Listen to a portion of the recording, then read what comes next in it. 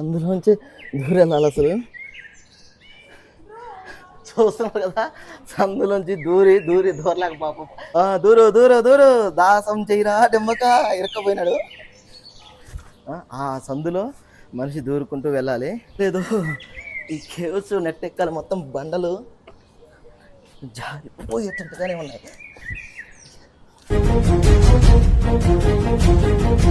Public transport అయితే ఇక్కడ చాలా చాలా చాలా తక్కువ.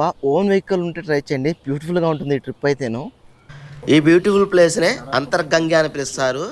ఈ అంతర్గంగా అంటే ఈ కొండలో గంగాదేవి అమ్మవారు నిరంతరము ప్రవహిస్తూ ఉంటారు. అందుకే ఈ కొండని అంతర్గంగే కొండ అని, ఇక్కడ స్వామివారు స్వయముగా కూడా ఉద్భవించారని చెప్తూ ఉంటారు. ఈ ప్లేస్ ట్రెక్కింగ్ అయితే చాలా బ్యూటిఫుల్గా ఉంటుంది.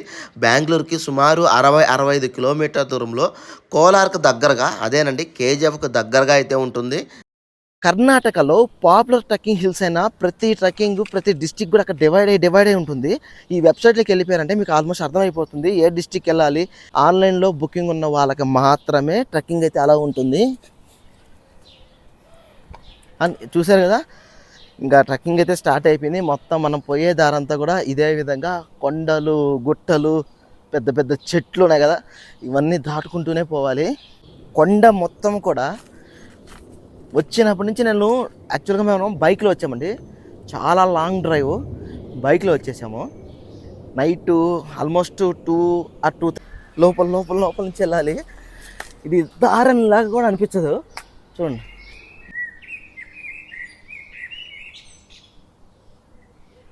బండల మధ్యలో నుంచి అయితే ఇట్లా కిందకి దిక్కుంటూ వెళ్ళాలి. అందులోంచి దూరం వెళ్ళాలి అసలు.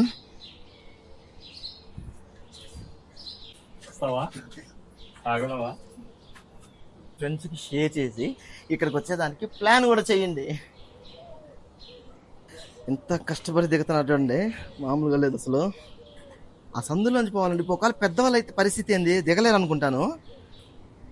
చూడండి ఎట్లా పోవాలో, ఇంతగా రిస్కీగా వెళ్తున్నాడు. దూరు దాసం చెయ్యరా డెమ్మక ఇరక్కపోయినాడు. ఆ సందులో మనిషి దూరుకుంటూ వెళ్ళాలి. ట్రావెల్ అసలు స్లిప్ అయిపోయేటట్టుగా ఉంది, జాగ్రత్త. ఈ పులి బొమ్మ వల్ల కోతులు నిజమైన పులి అనుకొని గుడి లోపలికైతే రావట్లేదు, కానీ గుడి